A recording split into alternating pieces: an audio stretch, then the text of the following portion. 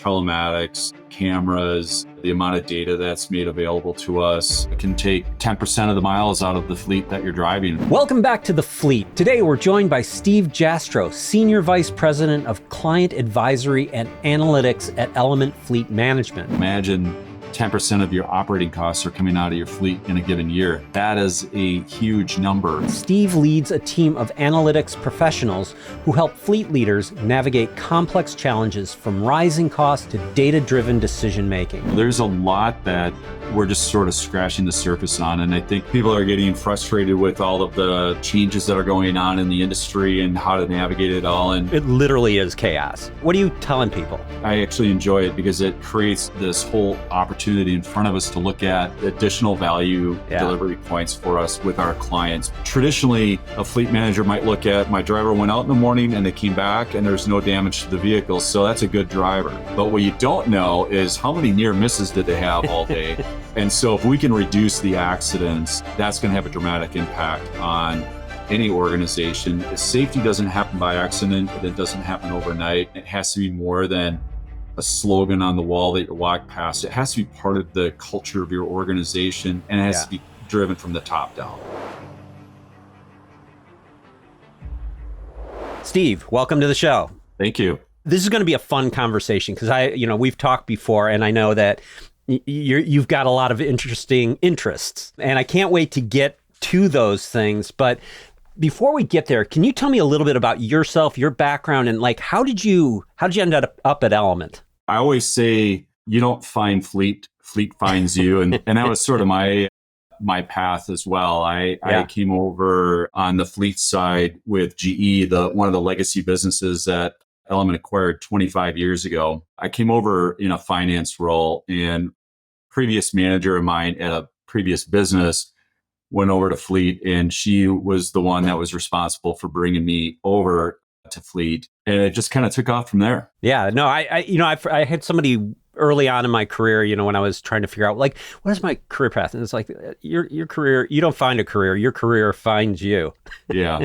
So from your perspective at Element, what are you seeing? What are the things that are happening in the industry right now? I mean, it seems like a very chaotic time, right, to ask this question. There's a lot of change, and so much of it is extremely disruptive, all the way from tariffs to artificial intelligence.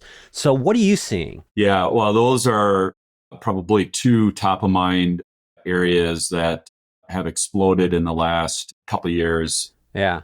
There's just a lot going on because not only do you have all of that, but you also have this sort of changing of a propulsion type with electric vehicles becoming more and more predominant in fleet selectors. And there's no shortages of other things going on with tariffs, with AI. And then you think about just some of the regulatory changes that we've seen in the industry over the last number of years, quite frankly. There was a lot of regulation that went in, and now it's all coming back out. And people ask me, well, isn't this chaotic? How do you keep up with it? Is this even enjoyable for you? And I look at this is actually the chaos. I actually enjoy it because it creates additional value delivery points for us with our clients, because it's hard for a client to keep up on all of it because they have all that going on in their business as well. And then trying to keep up on that with how it relates to their fleet needs, it gives us another opportunity to drive value with our clients. So I mean, as crazy as it sounds, I actually don't mind the chaos. I would be completely bored out of my mind, I presume, if it was just a cookie cutter approach on a year-over-year basis. Yeah, I always think chaos creates opportunity. So I'm with you on that. That's totally it. So on that note, I mean, we're talking about, kind of what gets you up in the morning here. What is it that is super exciting to you? What excites you? Yeah, well, I enjoy solving problems and making sure that we are there for our clients and being their trusted advisor. But also in my leadership role, I enjoy developing people and helping them see the big picture, because there may be days where people are getting frustrated with all of the changes that are going on in the industry and how to navigate it all. And I just remind them, this is why we're here. This is what we do for our clients. And it helps puts things into perspective for them. And so I guess I like to, help people out of, a difficult space. And there's a lot of opportunity for that right now. No doubt about it. Well, let's talk about like some of the things that you might suggest to people around some of these issues. I mean, like you mentioned tariffs being a big thing, and like the fact that they're here one day, gone the next, back again, gone back. I mean, like it literally is chaos. So like, what are you telling people? Yeah, for the most part, I try to tell them to keep their eye on the prize and not let these things sort of distract them from what they need to do to operate the fleet. So that's making sure that they're optimizing their depreciation or their effective depreciation schedules, optimizing maintenance, keeping the eye on safety, all the things that they should be doing. These things that are going on are, some of them may or may not be temporary, but there's a lot of other cost implications that we don't want them to take their eyes off of as they're thinking about how to operate the fleet. And the other thing that I was reading and getting concerned about is all of the tariff talk may spark another supply chain crisis. And we just went through all of that. And through that process, clients were really becoming focused on the need to maintain a proper replacement schedule on their fleet, because we're still trying to catch up from the last supply chain crisis, right? Because it's hard to just replace your entire fleet now that vehicles are largely available. And so, making sure they keep up on that, because I think they recognized when the fleet got aged out and they were running into maintenance, and then there's delays getting parts at maintenance suppliers or at repair facilities. So, just trying to stay focused on what's important to keep that fleet up and running is what I've been telling clients. With the chaos that's happening now, you mentioned two conflicting things, right? One is sort of like the supply is limited, and then fleets are getting older and they're going to require more maintenance, which also has supply chain issues. So is the recommendation to just like stick to your current depreciation schedule, extend your depreciation? Yeah. Like what do you think? If your organization depends on a fleet of vehicles, it's time to think about your fleet as a strategic asset. Element delivers end-to-end solutions that reduce costs, improve productivity, and support sustainability goals. From vehicle acquisition to electrification and everything in between, Element's data-driven approach helps organizations optimize performance and keep their drivers safe and supported on the road. To learn more about how Element can move your fleet forward, visit elementfleet.com. There's analysis that you can do on the vehicle to determine when is the appropriate time to replace it. And you don't want outside influences sort of impacting that. And we see that with ownership fleets a lot, where the fleet team will say, well, I need to replace these vehicles at a certain parameter. And then they go for capital funding, and they get their a portion of what they went to, and then throughout the year that gets cut back even more. And so what happens in the ownership space is the fleets start to age out and they run more maintenance and repairs. They're less fuel efficient, they're less safe because they don't have the latest safety standards on it, and they forever chase that. And so that's one of the things that on the fleet side or on the leasing side, we're able to better manage that, because you don't have such a large capital outlay on day one, and making sure that clients understand there's still an appropriate time to replace it. And that's when you should be really focused on it, because you don't want to find yourself with an aged fleet. And that's what was happening through the pandemic, because clients were trying to figure out, what are my fleet needs going to be? Because the world was it was changing. You look back and we're kind of back to where we were pre-pandemic, but going through it, we didn't really know what it was going to look like. And so everybody was kind of holding off. And then when they recognize, hey, I should start replacing, the vehicles weren't available. And that's what we're trying to avoid this time. Now, I'm not saying that there's a supply chain crisis. There is not, but there was thought that there may be, the tariffs and OEMs having to retool, and how are they going to handle it? There was some concern that might be in place. I think where we're at today, that's probably less likely. Oh, good. Because it seems like some of the tariffs are starting to settle down. They're going to be in play, but I think we are a little bit more aware of what that's going to look like in at least the foreseeable future. One of the things I've seen in across all industries actually is sort of like this We used to have like CapEx versus OpEx kind of conversations, but now it seems to be the conversation more around like cash flow, with the uncertainty. Would you suggest to, on the leasing front to move from ownership positions to more leasing opportunities or? I'm probably a little biased, but I tend to believe that leasing is almost always a better solution than owning. And I used to be a finance guy. And so when I'm talking to a finance guy, I ask him, well, would you, prepay for your electricity for 5 years in advance? And he looks at me like I'm crazy. And Right. so I said, well, why are you doing it for your fleet? Your fleet Yeah. is way more expensive than your energy bill. And that kind of gets them thinking, why am I prepaying my fleet, which is exactly what they're doing in an ownership situation. And so, typically leasing is always going to be a preferred method for optimizing cash flow. There's certain tax advantages that come into play with leasing as well that companies can take advantage of. So typically I would say a lease is a preferred financing method than just using debt or equity to go out and buy, that asset. Yeah, for sure.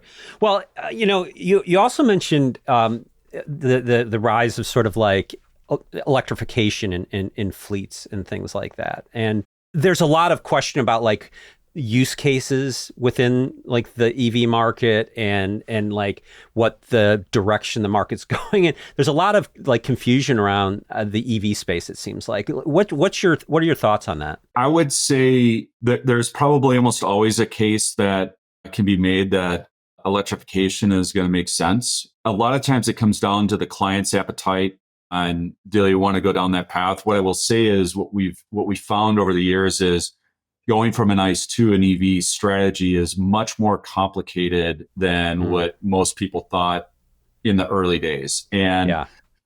and so I typically recommend more of a crawl, walk, run approach rather than just rolling it out blindly, or not really blindly, but all at once. And there's a lot of research that you're going to want to do. There's a lot of change management, and I think that's where many clients sort of fall down is bringing the driver into the solution and making sure that they're bought into the vehicle and why, as an organization, they're going down that path. Because what we find is where we've got low adoption or not everybody signed off on it, they can make it very challenging to Yeah. have a successful EV strategy. And so making sure you've got drivers, find the ones who are wired into wanting to go down that path, because they'll also help you figure out what are some of the pitfalls they're running into, or do they have charging issues? And that's a very complex issue, particularly for drivers who don't own a home and they don't have availability to a charging station. That creates a lot more confusion and a lot more complexity. For those who do own a home, the company's got to think about, well, are we going to just pay to have it rewired? Because normally they have to rewire 220 into the garage and put a charging unit in there, which costs money. And most of those charging units are affixed to the house. And so if the driver quits, you're usually giving up all that cost that you went into putting that in there. And so I do believe that there's a place for it in the right pockets. And as you develop that strategy, you can start thinking about what went well, what can we do better, and how can we be more impactful or effective in rolling that out to the rest of the driver base. Yeah, I mean, it seems like the core problem is infrastructure, not so much the vehicles. The vehicles seem to be, like low maintenance and efficient and all those good things, but that infrastructure is a challenge. Do you think that? I mean, it seems like this is something that you kind of have to look market by market too, because certainly like some European markets and South Latin American markets, I know, and things like that, they've kind of got different things, and they have access to different vehicles. I mean, you certainly have like the Chinese high EVs that are coming into other places other than the United States, and that's a big dynamic in that market too. What are your thoughts there? The vehicles that are coming out of China are much cheaper.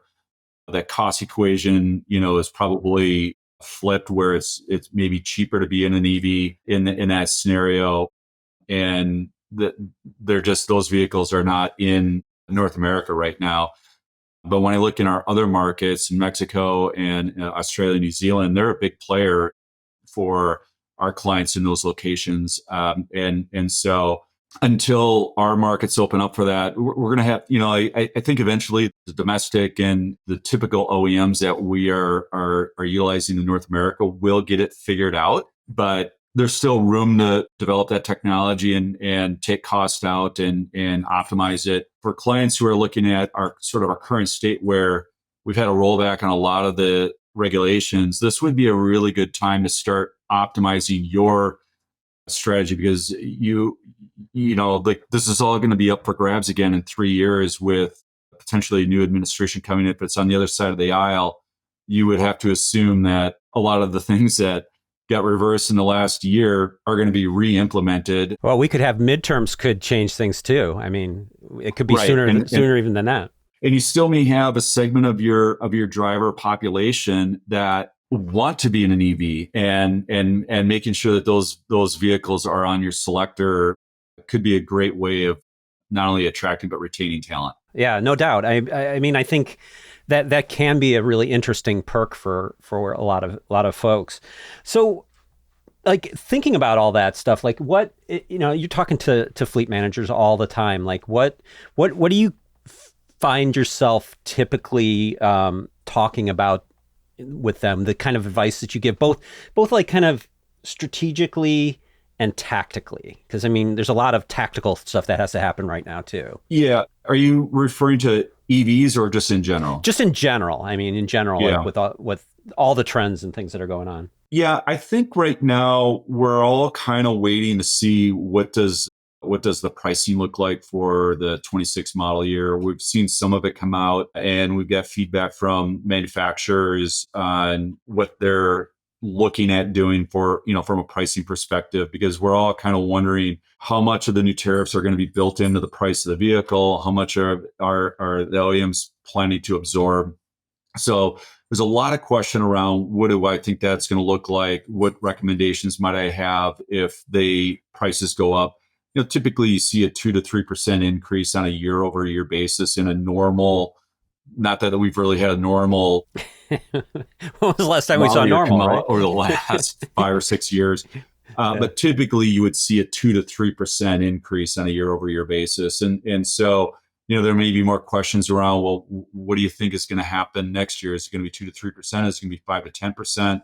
How do I think that's going to land? And then what should I do about it? If I'm seeing dramatic increases, what should I do about it? So those are a lot of the, sort of the newer questions that are coming up. But typically clients, they're still hyper focused on safety, cost reduction, improved efficiency, the normal things a fleet manager would typically be involved or interested in. And then that's where a lot of the focus is still today. On those points, like safety, cost reduction, and, efficiency and things like that, is there anything new coming into the market that's really exciting you on that front? 100%. Well, I mean, AI, everybody talks about AI and what does that mean? And I know you get excited about AI. I do. And with the amount of telemetry that we're being able to, pull off vehicles right now, it's giving us insights that we've really never had at the scale that we're seeing it today. Historically, my team has always figured out how to optimize the fleet based on the vehicle performance. So we look at, what's the upfront cost, what's the resale, maintenance, fuel. We'll look at accident data, but that was always where the focus was. How is the vehicle performing in the environment that it was put in? What we've really not been able to do at scale is understand what is the driver doing to impact the cost performance of the vehicle. And I would argue the driver is accountable for 50% of the cost performance of that vehicle. So understanding what type of idling, harsh braking, rapid acceleration, those are all really important insights, because when you think about the cost of an accident to a company, the bent metal is a pretty small portion of the accident. When you think about the total cost of risk, there's a lot more that's involved with that. There's injuries, there's third-party damage, there's litigation, there's all the things that would roll up that don't hit the fleet line but hit the company's bottom line. And being able to focus on those opportunities is starting to open a lot of doors. And with the camera technology coming into play, and we've just done a partnership with Samsara, that's going to add a whole new layer of insight that we're going to be able to look at, because you got to wonder, well, traditionally a fleet manager might look at, my driver went out in the morning and they came back and there's no damage to the vehicle, so that's a good driver. But what you don't know is how many near misses did they have all day because they're eating a donut, drinking a coffee, steering with their knees, or they're looking at their phone and they look up and they've got all this harsh braking. And, we as humans, and I'm guilty of it as well, you look at the phone, you harsh brake, you didn't hit anything. So you're like, did you learn anything out of that? No, because you do it again, right? And so being able to have that camera technology to see the near misses and AI to start simulating what could have gone wrong or how close were you, and providing that instant feedback to the driver is going to have, I think, a dramatic impact on the safety of the driver. And because I always think about, and the way I talk about it with our clients, is trying to prevent accidents is more than just, a cost thing, because the accident that is avoided could be an accident where your driver ran into somebody I care about and they were injured or worse. And so if we can reduce the accidents, that's going to have a dramatic impact on any organization. And, you don't want to be in the newspaper for all the wrong reasons. There is bad publicity. And if you see, your company in there because your driver had a fatal accident, that's not the press that you're hoping to achieve, out there. So I'm excited for the amount of data that's going to be available, the insights that we're going to be able to glean, and the changes that we're going to be able to help drive with our clients to make their fleet safer and more reliable, because you're going to be able to cut down on the harsh braking, the rapid acceleration. That's going to improve fuel. That's going to improve maintenance performance. It's going to reduce accidents. And then thinking about, well, how do I take that and translate it into cheaper insurance costs? How do I take that and improve my resale? Because we know the driver maintained the vehicle, but also they weren't, driving like they stole it. And so companies will benefit financially as well as just the health of the driver. Yeah, I mean, like theoretically, you could have like a sheet that goes with the car that just tells you exactly how it was driven through the life of the car, and give it a rating. Yeah, that's cool. When you make a change to a fleet, it's like you can make one change across a really big footprint. So rather than like with just, society at large making change, like these changes can have a big impact right out of the gate, right? They can. And fleet drivers put a lot of miles on. Yeah. More than a typical, driver that's not driving for their job. And then when you think about the types of vehicles that they're driving, they're bigger, they're loaded with, there's upfitting, they're loaded with supplies and whatnot. So they're much heavier. And, mass is a very big component of the physics of an accident. And so they can be, an accident with a fleet vehicle is probably going to be a little bit more damaging than with a passenger vehicle, where it's maybe one person in the car and not much else in there. So you're right. I think, we can start on the commercial side, and hopefully that bleeds over into the consumer market. And we see that already with some of the insurance companies. They'll put a telematic device in there, so they're monitoring speeding, and they get a cheaper insurance rate. And those are the things that we're doing now on the commercial side as well. So, we're talking about behavior of drivers and the people side of this equation. Have you seen anybody like taking these metrics and how do they affect change within the drivers themselves? Like, are there ways that they're bringing that to them that are effective, or is it just having a camera, knowing that there's a camera in your car that makes you behave?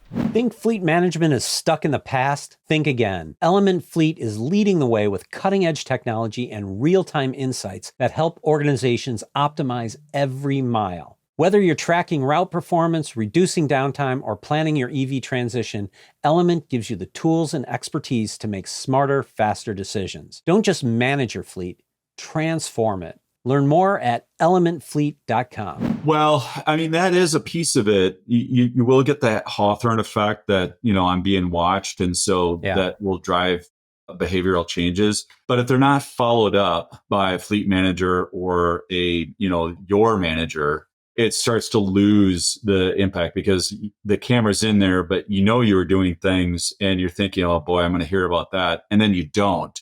So then you start questioning, is the thing even plugged in? Is it Right. working?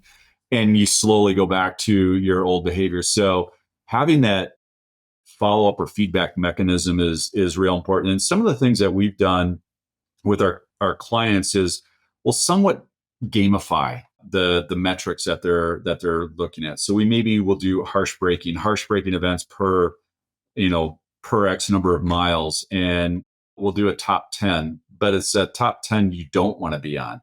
These were the top 10 worst drivers. So you're trying to stay off of that list. We'll do, the carrot as well. Here are the top 10 best drivers. But I think as long as you're making sure that there's metrics, there's accountability for the actions that you're gleaning off of that new technology, it will have an impact on drivers, and you'll sustain that Hawthorne effect that you would typically see when you roll out a new technology to a driver. So safety doesn't happen by accident. It doesn't happen overnight. And it has to be more than a slogan on the wall that you walk past. It has to be part of the culture of your organization, and it has to be driven from the top down. Yeah. Well, so on that, there's been a lot of discussion around autonomous vehicles. And, anytime an autonomous vehicle is in an accident, it makes headline news, unlike the, millions of accidents that happen every day that never make it. Right. What's your take on autonomy? I mean, is it net benefit? Is it not ready yet? Is it something that fleets should be looking for? Yeah, I think it's long-term going to be a great and viable solution. The technology is still somewhat in a testing phase. It's level 4, which basically means the vehicle range is geofenced, so it can only go in a certain area. They can only drive during daylight hours.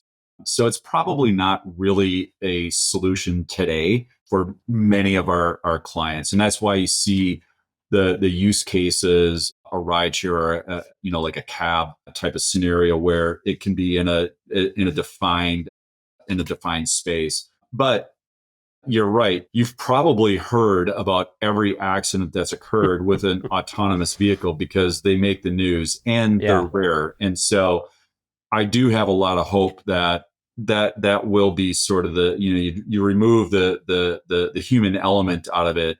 And because humans 100% the reason for every accident that there is, except for maybe, a tree falls over on the vehicle while it's driving by it. But that's, I would imagine, a very low reason for an accident. Yeah.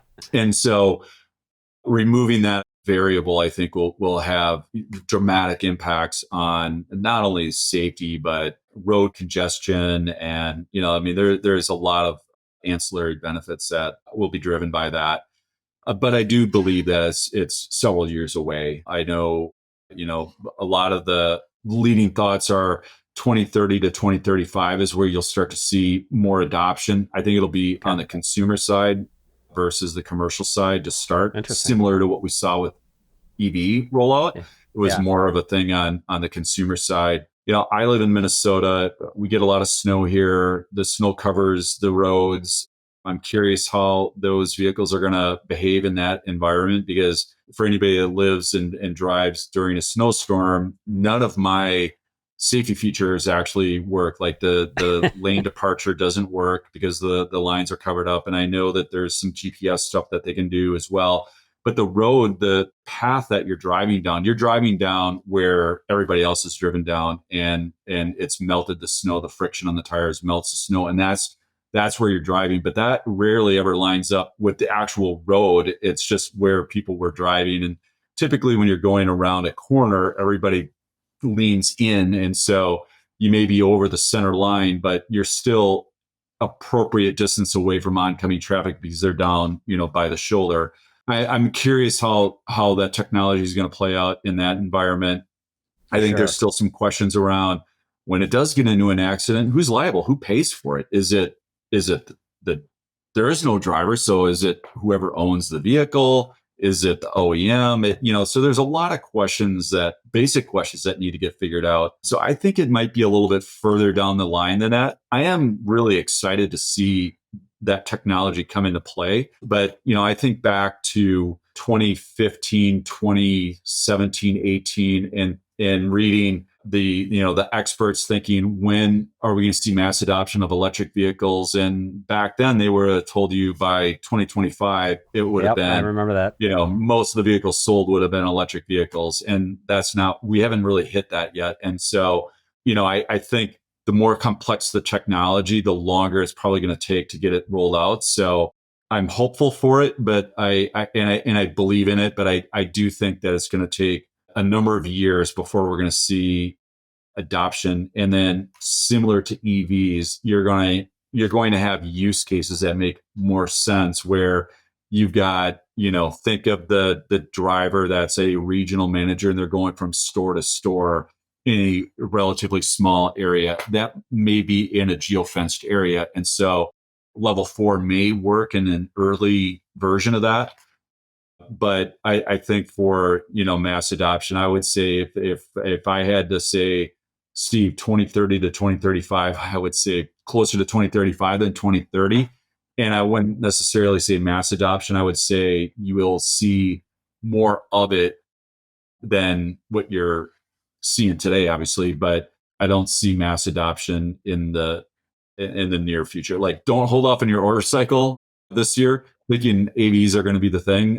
I would continue to order your manually driven vehicles. I mean, like, what, if anything, would you say they would need to prepare for? Just keep an eye on the market then, or just don't even worry about it right now? I would say it's probably not a viable option. So I wouldn't spend a ton of time trying to keep up on every latest thing that's going on.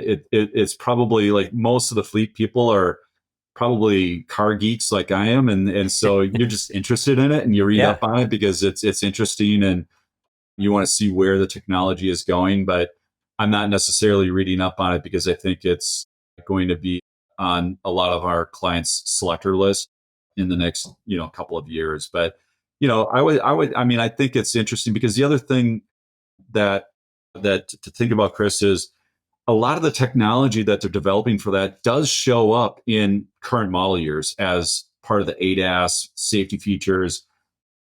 And so there is a lot of development that we will see and can take advantage of in today's vehicles and tomorrow's vehicles that we don't necessarily need them driving themselves to get the safety benefits. Those things will be present in current model year selections. Yeah, I would have to imagine some of the safety features that have been rolled out in the last even just few years 100%. Have drastically reduced the amount of accidents. Yeah. For those who've not driven in Minnesota in the winter, I really am excited to see the car that can autonomously navigate those roads, because if you're not familiar with Minnesota roads, you don't really plow them all the way down. You just kind of like pack the snow down and throw some sand on it, right? Yeah. They've come a little bit of a way. They pre-treat the roads that helps it melt, and then the roads do it. We're not in the tundra, Chris. Yeah.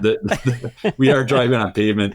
Well, there's a lot of snow up there. But while it's snowing, you're right. It's you're driving on snowpack streets, and the snowpack isn't as bad as it's the loose snow that's on top that can grab your tire and pull you into the ditch. And there's complications with that. My daughter is just learning to drive, and she hasn't driven in snow yet, and so I've already lost all my hair, so I don't know. I can imagine. It's going to be an interesting time when she starts driving.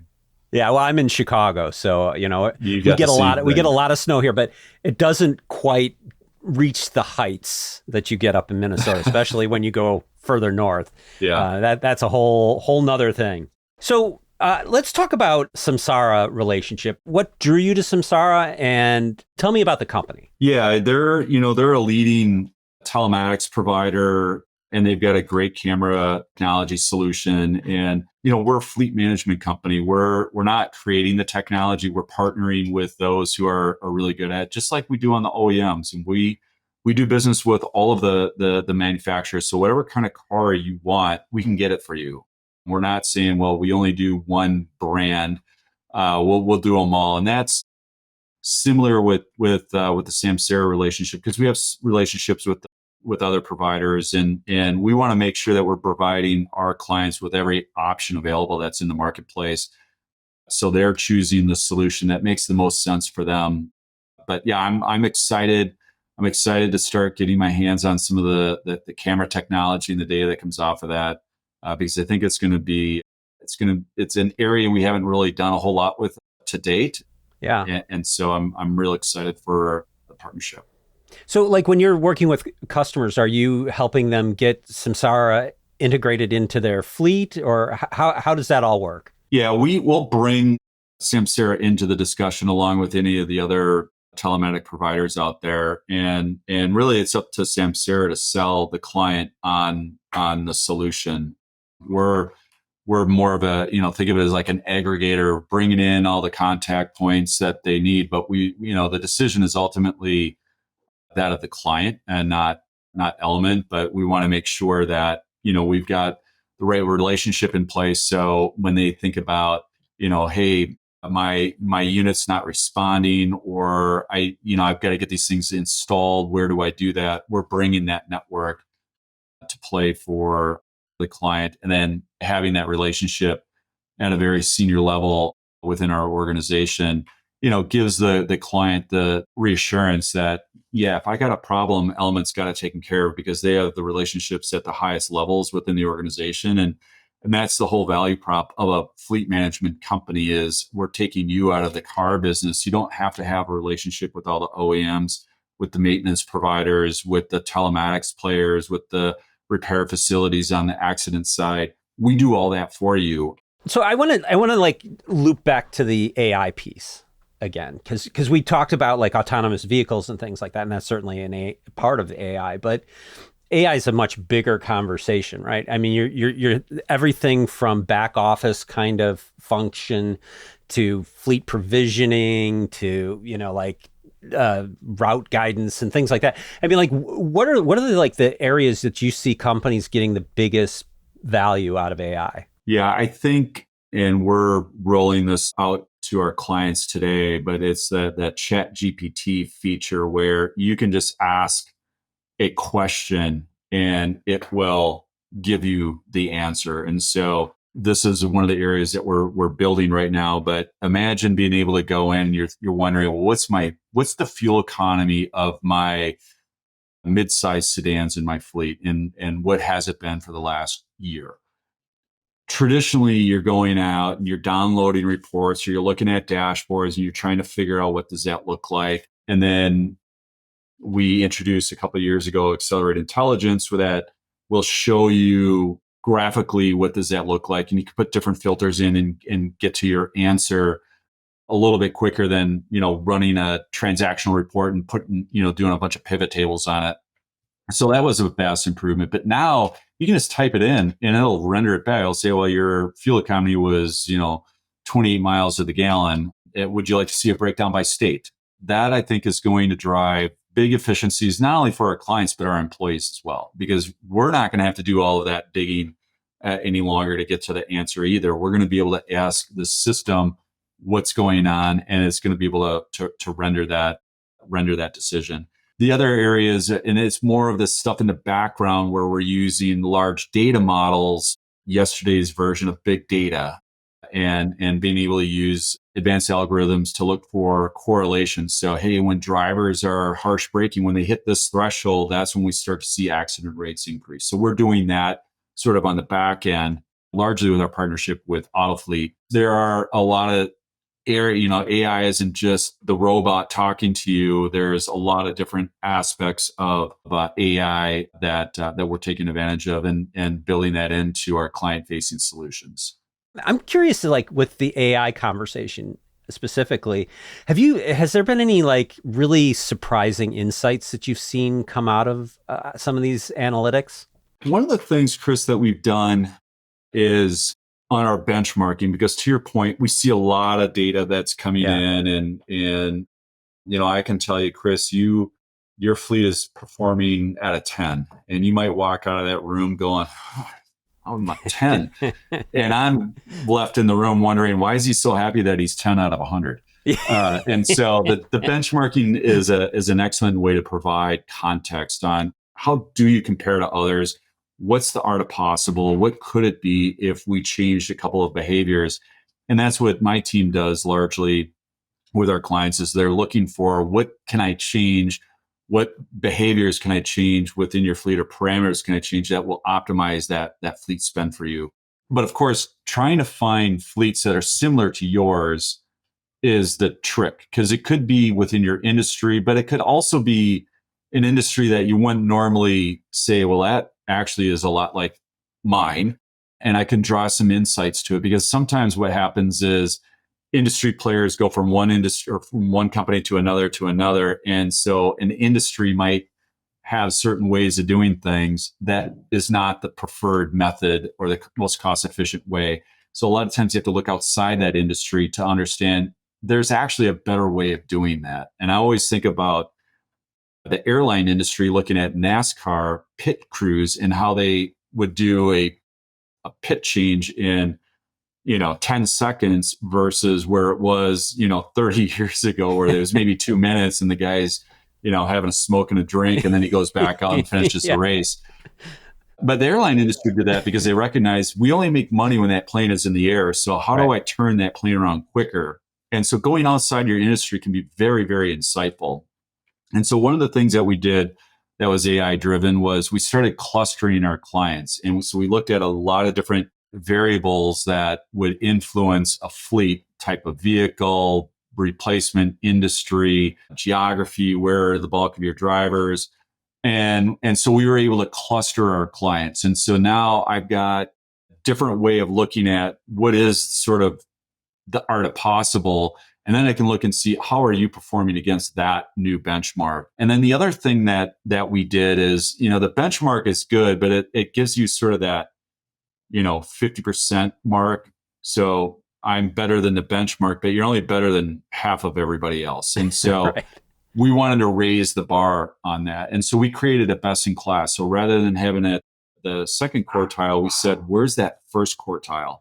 What are the behaviors that allow a fleet to achieve that cost performance? And then compare that to, what are your parameters, or what are your behaviors, or what are your KPIs? So we know where we need to fix and what areas spend, because the depreciation may be the biggest cost bucket as a percent, but it may not represent the largest savings opportunity. It could be in maintenance, it could be in accident, it could be in fuel. So this also helps us figure out, where do we want to start looking for those savings? Because if I'm trying to optimize something that's already optimized, I'm not going to see a big return on that investment.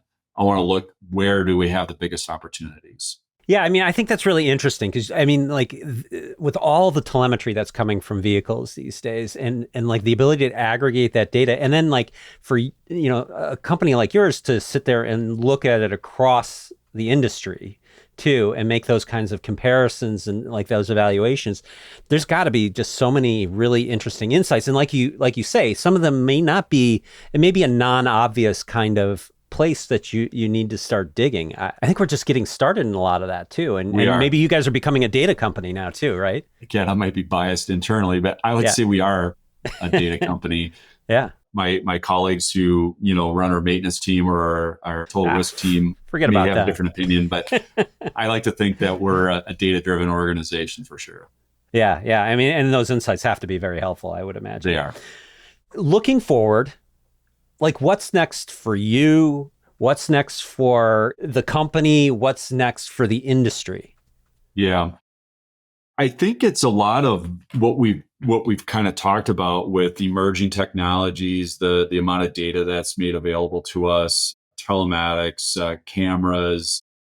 There's a lot that we're just sort of scratching the surface on. And I think as we continue to explore the art of possible with some of the technology, and I even think about, what we're doing on with our auto fleet team, and reimagining the how we're presenting the data to our clients, and looking for the insights and digitizing the business. There's going to present a lot of opportunity for improvement in the performance of the fleet, and looking at where are those correlations. How does the telemetry data that we're collecting work its way into just the normal view of what we're looking at in data? As I mentioned earlier, it was always just sort of on the vehicle side. Well, I think we've got this whole opportunity in front of us to look at the driver, and how is the driver performing. Route optimization is an area that we haven't really explored a whole lot, but with our partnership with Autofleet, they've got this great solution that it can take 10% of the miles out of the fleet that you're driving. So imagine 10% of your operating costs are coming out of your fleet in a given year. That is a huge number. I mean, I couldn't be more excited for where we're headed. The work that we have in front of us is incredibly exciting, because it's going to just improve the client experience, improve safety rates, uptime for vehicles, utilization. It's the world is in front of us. There's a lot to discover over the next couple of years, and I couldn't be more excited for it. So if somebody who's got a fleet wants to go with you on that journey of discovery, where should they go? Who should they talk to? Yeah, I think our website for sure, elementfleet.com, is where you want to start your journey. There's online, you can just submit request forms for more information. We'll connect you with a rep, and they can come in and start to explore how might we be able to provide some value to you as a new client. That's awesome. Well, Steve, I got to say thanks so much for being on. This has been a really interesting conversation. There's so many dynamics to this market, to this industry, and there's so much change going on in the world right now. It's really interesting to hear your perspective, and I appreciate you coming on. It's been a fun conversation, and thanks so much. Yeah, I appreciate you having me, Chris.